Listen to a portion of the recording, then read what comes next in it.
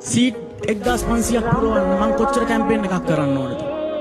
නව පරපුරේ. කොස්ටියම් කීයක් අපි ඩිසයින් කරනවද? කොච්චර ලොකු සෙට්ස් ගහනවද? ලයිටින් වලට කොච්චර වියදම් කරනවද? සවුන්ඩ්ස් වලට, බෑන්ඩ් වලට. කැම්පේන් එක මාස 3ක් විතර කරලා තමයි අපි සහ මේ වර්තමානයේ කලාකරුවෝ හවුස්ෆුල් කරන්නේ. හැබැයි හඬට තියෙන තැන මම කියන්නේ විශාරද නන්දා මාලනිය කිසිම වර්ණයක් නැහැ. ලස්සනට කොණ්ඩේ ගොතලා ඇයි ඉඳගත්තම මිනිස්සුට ඉඳ ගන්න පුටු නැහැ හැරිලා යනවනේ. අදටත් එහෙම